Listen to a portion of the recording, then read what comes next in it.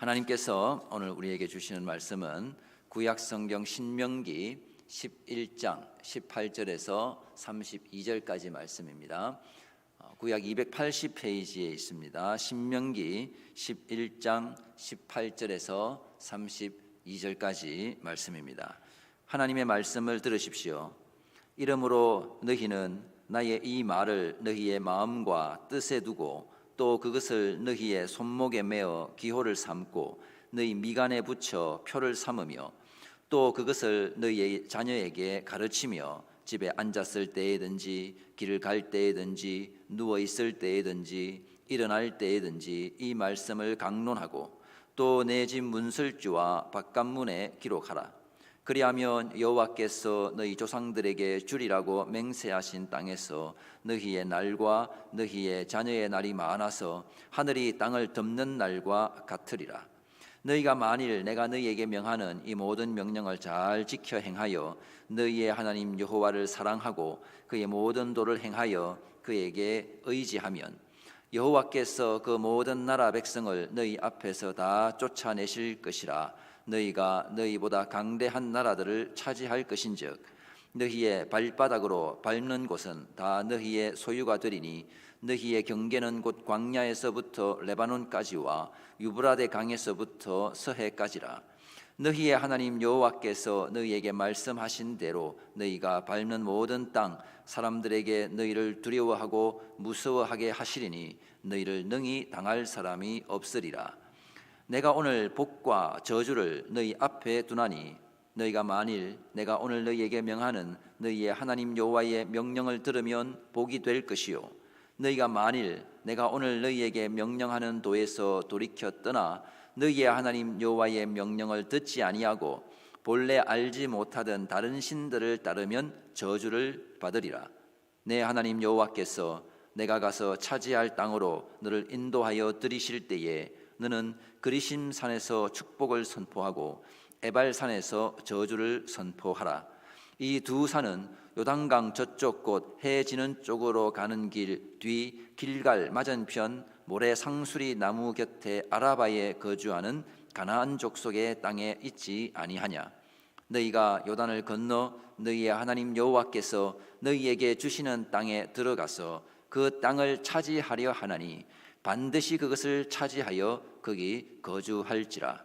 내가 오늘 너희 앞에 베푸는 모든 규례와 법도를 너희는 지켜 행할지니라. 아멘. 오늘은 우리 설교 제목에서부터 한번 시작해 보겠습니다. 자, 너희를 능히 당할 사람이 없으리라. 자, 이것은 25절에 있는 말씀이죠. 너희를 능히 당할 사람이 없으리라. 정말 이렇게 되면 참 좋겠죠. 여러분 볼 때 제가 싸움을 잘할 것 같습니까? 못할 것 같습니까? 보기와 다르게 뭐 의외의 모습이 있는 것 아닌가 생각하시는 분이 계실지 모르겠지만 여러분 보시는 대로 저는 싸움을 못합니다. 저는 평화주의자이기 때문에요. 뭐 성장 과정에서 뭐 크게 친구들과 주먹 다툼을 한 적이 거의 없습니다. 근데 제가 초등학교 때 태권도를 조금 배웠는데요. 뭐 그 어린 시절에 다들 학원 도장을 다니잖아요. 한 번은 도에서 주최하는 태권도 대회에 나간 적이 있습니다. 결과가 어땠을까요? 첫 번째 경기에서 바로 탈락했습니다. 뭐 당연한 결과죠. 뭐 제가 체격이 좋은 것도 아니고 뭐 깡이 있는 것도 아니고 뭐 싸움을 많이 해본 경험이 있는 것도 아니었습니다. 그때 느꼈죠. 싸움도 아무나 하는 게 아니구나. 이게 머리로 시뮬레이션만 계속 돌린다고 해서 되는 게 아니구나 하는 것을 느꼈습니다. 그렇다고 해서 제가 뭐 이기고 싶은 욕망이 없었겠습니까? 아무리 제가 평화주의자라고는 하지만 사람의 본성이 어딜 가지 않습니다. 기죽고 꿀리고 패배자의 모습으로 살고 싶은 사람은 아무도 없죠. 한 주먹이면 주변의 모든 사람들이 떨어져 나가는 그런 능력이 있으면 얼마나 좋을까 하는 생각을 아마 남자라면 다들 해보실 겁니다. 영화에서는 그런 사람이 주인공인 경우에는 히어로, 그래서 영웅이 되고요. 주인공이 아닌 경우에는 그런 힘센 사람은 악당인 경우가 많죠. 자, 그래서 모세는 인간의 내면에 있는 이런 욕망, 또는 자기와 가족을 지키려고 하는 그런 본능을 알고 이제 곧 약속의 땅에 들어갈 출애굽 2세대에게 엄청난 약속을 선포합니다. 25절, 너희의 하나님 여호와께서 너희에게 말씀하신 대로 너희가 밟는 모든 땅 사람들에게 너희를 두려워하고 무서워하게 하시리니 너희를 능히 당할 사람이 없으리라. 하나님 여호와께서 너희에게 말씀하신 대로, 이것은 하나님께서 자기 백성에게 약속했다는 뜻입니다. 하나님은 사람이 아니시기에 거짓말을 하실 수가 없고, 그러니까 하나님의 입에서 나온 모든 말은 하나도 땅에 떨어지지 않고 다 성취되는 것들입니다. 그냥 이스라엘 백성 기분 좋으라고 하는 말이 아니라 이것은 반드시 이루어질 하나님의 약속입니다. 하나님의 입에서 나왔으니까요. 아무도 우리를 당할 자가 없다. 우리가 땅을 밟고 지나만 가면 내가 뭔가 특별히 한 것도 없이 모든 나라와 민족이 우리 앞에 무릎을 꿇고 엎드린다면 정말 대단한 일이죠. 아마도 기분이가 엄청 좋을 겁니다. 그러면 이렇게 되려면 어떻게 해야 할까요? 일단은 싸움을 잘해야 되겠죠. 고대의 제국이 건설되는 과정을 보면 처음에는 아주 보잘것없는 작은 하나의 부족이었지만 점점 세력이 커지고 나중에는 그 민족, 그 나라가 쳐들어온다는 소식만 들어도 다들 벌벌 떨게 됩니다. 자, 이 정도 수준까지 가기 위해서는 일단은 처음에는 싸움을 잘해야 됩니다. 그러다가 나중에 확실한 인지도를 얻게 되면 더 이상 싸움을 하지 않아도 되는 그런 단계가 오는 거죠. 그런데 이스라엘 백성이 이런 단계, 수준까지 오는 과정을 오늘 본문인 18절부터 보여주고 있는데요. 이것은 매우 독특한 방식입니다. 그러니까 18절부터 모세가 명하는 그 명령을 잘 준행하면 25절에 나타나는 그 결론을 가지게 되는 거죠. 18절에서 20절 함께 읽어보겠습니다. 시작. 이러므로 너희는 나의 이 말을 너희의 마음과 뜻에 두고 또 그것을 너희의 손목에 메어 너희 미간에 붙여 표를 삼으며 또 그것을 너희의 자녀에게 가르치며 집에 앉아 있을 때에든지 길을 갈 때에든지 누워 있을 때에든지 일어날 때에든지 이 말씀을 강론하고 또 내 집 문설주와 바깥문에 기록하라. 이게 말이 된다고 생각하십니까? 말이 안 되죠. 하나님의 말씀을 손목에 메고 이 이마박에다가 붙이고 앉으나 서나 중얼중얼 말씀을 암송하고 또 어디를 가나 이 말씀을 강론하고 설교하고 또 설교를 듣거나 또는 말씀을 나누는 것을 한다면, 그리고 말씀을 대문에도 붙이고 문 기둥에도 붙여놓고 있으면 사람들이 우리를 보고 뭐라고 하겠습니까? 미쳤다고 하겠죠. 제정신이 아니라고 할 겁니다. 세계 최고가 되겠다고 하는 민족이 이런 무슨 코미디 같은 행동을 하고 있으면 그 진정성을 의심받을 수밖에 없을 겁니다. 지금 정말 빡세게 군사 훈련을 해도 모자랄 판에 이런 이상한 우스꽝스러운 행동을 한다는 것은 상식적으로 납득이 되지 않습니다. 아니면 이런 기이한 방법으로 상대방의 긴장을 풀게 만들어서 그때 집중적으로 약점을 공략하기 위한 방법일까요? 이게 허허실실 전법 같은 거죠. 그러나 천지 만물을 창조하신 하나님께서 그런 엉터리 전술을 주시지는 않았을 겁니다. 하나님의 말씀을 마음과 뜻에 두고 손목과 이마에 표로 붙이고 자녀에게 가르치고 집과 문설주에 기록하라는 것의 그 본질은 주님의 말씀이 우리의 영혼과 육체에 완전히 각인이 되도록 하라는 명령입니다.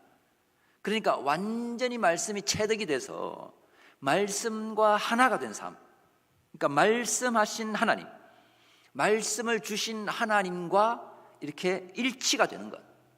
그래서 하나님의 성품이 곧 나의 성품이 되는 것, 이게 바로 하나님의 형상으로 완전히 회복되는 것을 말합니다.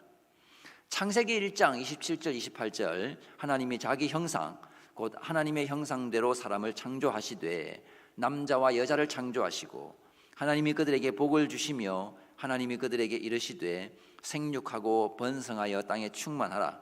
땅을 정복하라. 바다의 물고기와 하늘의 새와 땅에 움직이는 모든 생물을 다스리라 하시니라. 하나님의 형상으로 사람을 만들었습니다. 그러니까 하나님의 성품이 곧 우리 사람의 성품입니다. 하나님의 생각이 곧 사람의 생각입니다. 그래서 뭘 하느냐? 생육하고 번성하고 땅에 충만하고 땅을 정복하고 다스리는 것이 바로 하나님의 성품을 가진 인간이 할 사명입니다. 하나님의 성품과 마음으로 다스리며 거기에서 선한 것이 나올까요? 악한 것이 나올까요? 당연히 선한 것이 나올 겁니다. 선하신 하나님의 성품을 받았으니까 이 죄가 없는 상태에서 하나님의 형상, 그 성품과 마음으로 이 땅을 다스리며 이 땅에는 완전한 아름다움이 나타나서 어떤 환경 오염도 없으면서도 그러면서도 농사는 잘 되고 아름다운 자연 속에서 인간이 안식을 누리고 그러면서도 문명은 발전하는 놀라운 인류의 역사가 이어졌을 겁니다. 그런데 우리가 잘 알다시피 인간이 이 일에 실패했죠. 죄 때문에 모든 것은 헝클어져 버렸습니다. 땅은 가시덤불과 엉겅퀴를 낼 것이고 수고하고 땀 흘려 겨우 먹고 사는 인생을 살게 될 것이고 모든 풍성함을 잃어버리고 말았습니다. 에덴 동산에서는 일한 만큼 아니 그 이상으로 풍성한 소출이 있는 곳이지만 이제 타락한 인생이 이 땅에서 거두어 들이는 것은 너무나 보잘것이 없습니다. 이것 때문에 사람 사이에서는 다툼이 생기고 국가 간에 전쟁이 일어나고 서로가 서로를 미워하고 살인과 폭력이 난무하는 세상이 되는 겁니다. 그러니까 한정된 자원을 서로가 독점하려고 하는 이 인간의 욕망이 우선해서 작용하기 때문이죠. 이게 바로 죄로 인해 나타나는 인류의 역사입니다. 그러나 하나님께서 자기 백성을 구원하시기를 원하셨고 아브라함을 택하셔서 그를 복의 통로로 삼으시고 그의 후손으로 한 민족을 일으켜서 다시 완전한 하나님의 통치가 나타나는 땅을 주시기로 계획하셨습니다. 그래서 지금 아브라함의 후손인 이스라엘 민족은 가나안 땅을 약속으로 받아서 이제 곧 그곳에 들어가게 될 겁니다. 가나안 땅은 완전한 하나님의 통치가 나타나야 하는 땅인 거죠. 창세기 1장에서 하나님께서 처음 사람을 만들 때에 바로 그 목적이 성취되어야 하는 곳이 가나안 땅입니다. 이스라엘 백성은 하나님의 형상으로 이제 그 땅에서 생육하고 번성하고 이제 다스려야 됩니다. 그러므로 그 땅에서 이스라엘 백성의 최우선 순위에 있는 것은 농사법도 아니고 군사력도 아니고 어떤 정치 체제를 만드는 것도 아니고 오직 하나, 바로 하나님의 형상으로 온전하게 회복되는 겁니다. 이게 되면 다른 모든 건 이제 자동으로 따라오는 거죠. 그래서 하나님의 형상의 그 회복을 위해서 이런 이상한 우스꽝스러운 행동을 요구하는 겁니다. 하나님의 말씀을 마음과 뜻에 두고 손목과 이마에 기호로 삼고 항상 쉬지 말고 말씀을 입에 달고 있고 그 말씀을 대문에도 걸어 놓아야 합니다. 이로써 우리 가운데 하나님의 형상이 회복되는 겁니다. 그러니까 죄로 인해서 하나님의 형상이 깨졌으니까 그 형상이 다시 회복이 되면 죄로 인해서 나타나는 모든 문제가 다 해결이 되는 거죠. 자, 물을 엎질러서 방안을 엉망으로 만들었다면 해결 방법은 다시 그 물을 그대로 주워 담아서 원래 물이 있던 곳에 다시 모아두면 됩니다. 뭐 불가능한 일이긴 하지만은 이렇게만 할 수만 있다면 이게 가장 최고의 문제 해결 방법이죠. 우리 안에 하나님의 형상이 깨졌기 때문에 이 형상만 그대로 복구할 수만 있다면 이 땅에 죄로 인해 나타나는 모든 문제는 다 해결할 수 있습니다. 그래서 계속 이 신명기 내도록 모세는 말씀, 말씀, 말씀 이렇게 말하는 거죠. 그리고 궁극적으로 이 말씀이 육신이 되어 이 땅에 오신 그리스도를 통해서 우리는 비로소 완전한 하나님의 형상을 다시 회복할 수 있게 되었습니다. 요한복음 1장 14절에 말씀이 육신이 되어 우리 가운데 거하심에 우리가 그의 영광을 보니 아버지의 독생자의 영광이요 은혜와 진리가 충만하더라. 말씀이신 그리스도께서는 태초부터 하나님과 함께 계신 분이었습니다. 요한복음 1장 1절에 태초에 말씀이 계시니라. 이 말씀이 하나님과 함께 계셨으니 이 말씀은 곧 하나님이시니라. 그러므로 하나님의 형상을 회복해서 이 땅을 올바르게 그리고 온전히 다스리기 위해서는 오직 말씀밖에 없는 겁니다. 다른 방법이 없죠. 하나님의 백성이라는 그 이름으로 그리고 힘으로 군사력으로 땅을 정복해서 다스린다고 해서 그 땅에 하나님의 통치가 나타나고 그곳에서 하나님의 이름이 높임을 받고 영광을 받으시는 것이 아닙니다. 오직 우리에게 유일한 방법으로 주신 것은 말씀이 완전히 우리의 본성이 되도록 하는 것입니다. 자, 그리하면 어떻게 되냐? 신명기 11장 21절에 그리하면 여호와께서 너희 조상들에게 주리라고 맹세하신 땅에서 너희의 날과 너희의 자녀의 날이 많아서 하늘이 땅을 덮는 날과 같으리라. 하늘이 땅을 덮는 날과 같으리라. 자, 이것은 하나님께서 왕으로서 이 땅을 완전하게 다스리게 되는 것을 의미하는 말입니다. 그러니까 하나님의 창조 질서가 완전하게 회복되는 걸 말하죠. 그래서 창조 질서가 유지되는 한 가나안 땅은 하나님의 백성의 땅으로서 그곳에서 완전한 하나님의 다스림을 누리며 살게 될 겁니다. 이게 바로 하나님께서 자기 백성에게 주시는 복입니다. 완전하신 주님의 다스림 가운데 사는 게 바로 복입니다. 그렇게 되면 하나님께서 왕으로서 완전하고 다스리고 계시는 그 땅에서 이스라엘 백성을 능히 당할 자가 없습니다. 자기 백성이 발바닥으로 밟는 모든 땅이 그들의 경계가 될 것이고 하나님께서 다스리시는 나라에서 하나님을 반대하고 하나님을 향해 반역을 일으키는 모든 백성들은 다 쫓아내실 것이고 그 땅을 자기 백성에게 주셔서 영원토록 그 아름다움을 누리며 살게 하실 겁니다. 이것이 하나님께서 모세를 통해서 이스라엘 백성에게 약속하신 생명의 말씀입니다. 이스라엘이 해야 하는 의무는 단 한 가지죠. 오직 말씀. 아주 심플합니다.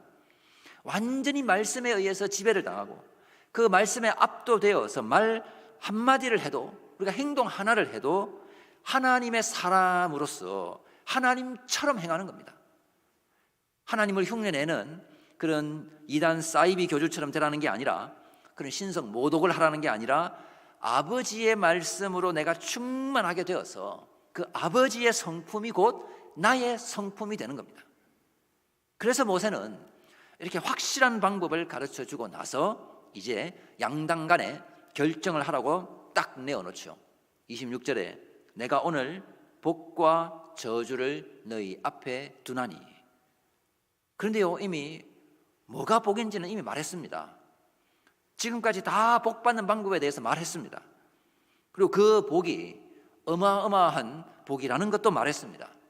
자, 그래 놓고 나서 자, 복과 저주 중에 뭐 할래?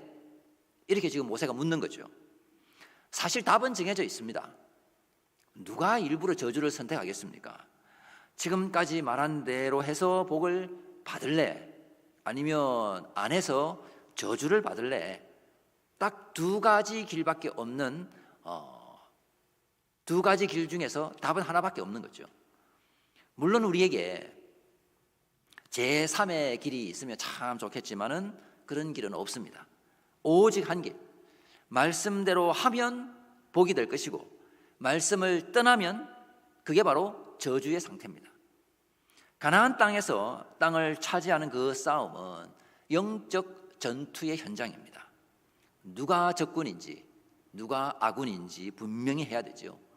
그리고 거기서 사는 방법은 이기는 쪽에 붙는 겁니다. 기브온 주민이 그렇게 해서 살았죠. 그러나 하나님을 반대하거나 또는 양다리를 걸치거나 아니면 눈치 게임을 했다가는 그것은 곧 하나님을 반대하는 겁니다. 신앙에는 중립이 없습니다. 죄송하지만 중립이 없습니다. 요즘에 사회에 어떤 이슈가 터지면요, 섣불리 옳고 그름을 판단하기 전에 일단 중립 기어 박아놓고 기다린다는 말을 종종 사람들이 하는데요. 그래서 조금 더 어떤 사실관계가 확인이 되면 그때 가서 뭐 누가 잘했니 못했니 그렇게 내가 판단을 내리겠다고 기다리는 겁니다.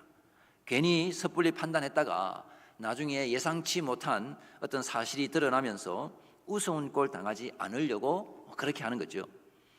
그러나 가나안 땅에서 이스라엘 백성은 그렇게 할 수가 없습니다. 중립기어 딱 박아놓고 이제 전투를 해가면서 이 신이 세나 저 신이 센가 그렇게 할 수 없다라는 거죠. 신앙은 이분법입니다. 믿든지 안 믿든지 둘 중 하나입니다. 그런 점에서 하나님은 배타적인 분이죠. 독점적 사랑을 원하십니다. 여호와는 질투하는 하나님입니다. 절대 인간에게 베푼 자기 사랑을 다른 데 빼앗기는 분이 아니십니다. 그런데 인간이 다른 데 눈을 돌린다든지 나는 뭐 중립으로 가겠다라고 한다든지 그것만큼 인생에서 어리석은 일이 없습니다. 우리는 이 땅에서 너희를 능히 당할 사람이 없으리라, 이런 승리를 누리며 살고 싶어 합니다. 인생의 여러 가지 측면에서 무슨 일이든지 내가 앞으로 전진해 나아가는 길에 언제나 승리만이 있고 아무도 감히 나에게 덤비지 못하는 그런 인생을 살고 싶어 합니다.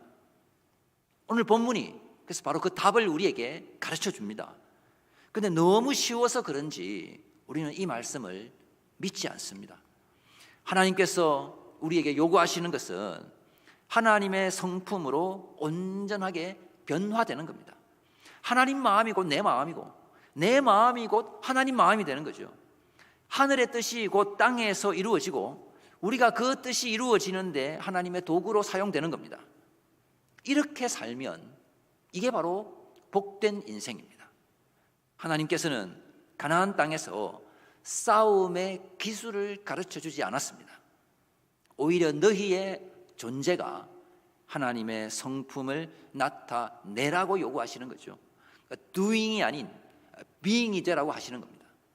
근데 자꾸 우리는 being보다는 그러니까 doing으로서 뭔가를 해서 인정을 받고 그걸 통해서 복도 받고 땅도 차지하고 무시당하지 않고 당당한 사람이 되기를 원합니다마는 하나님께서 우리에게 진짜 복이란 복 받는 방법을 가르쳐 주시는 것은 오직 말씀, 즉 하나님의 말씀으로 하나님의 형상을 회복하는 것이라고 명령합니다. 그것이 바로 세상이 감당할 수 없는 사람이 되는 것입니다. 히브리서 11장에 보면은요, 구약의 여러 인물들이 나옵니다. 그리고 초대교회 당시에 핍박받는 성도들을 또한 묘사하고 있습니다. 그들은 한결같이 오직 믿음으로 산 사람들입니다. 그들을 가리켜서 이런 사람은 세상이 감당하지 못하느니라 라고 표현을 하죠. 그들은 모두 믿음으로 산 사람들입니다. 오직 하나님을 믿는 믿음, 복과 저주 중에 복을 선택한 사람들, 예수 그리스도를 힘입어 하나님의 형상이 회복된 사람들, 그들이 곧 복된 백성이요 세상은 그들을 능히 당할 수가 없습니다. 우리가 하는 행위는 세상도 흉내낼 수 있지만 하나님의 형상으로 회복된 우리의 성품은 절대 세상이 따라할 수도 흉내낼 수도 없는 것입니다. 이것이 죄악된 세상에서 교회만이 유일한 위로와 소망이 되는 이유입니다. 물론 교회가 오늘날 신자들이 세상에 지탄이 되고 또 본이 되지 못하는 것 있습니다.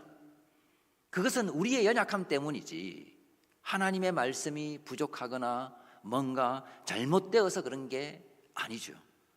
하나님의 말씀은 잘못이 없습니다. 우리는 오직 힘써서 주님의 말씀만으로 살아가야 합니다. 신명기 11장 32절에 내가 오늘 너희 앞에 베푸는 모든 규례와 법도를 너희는 지켜 행할지니라. 이것만이 우리에게 허락된 승리의 비결입니다.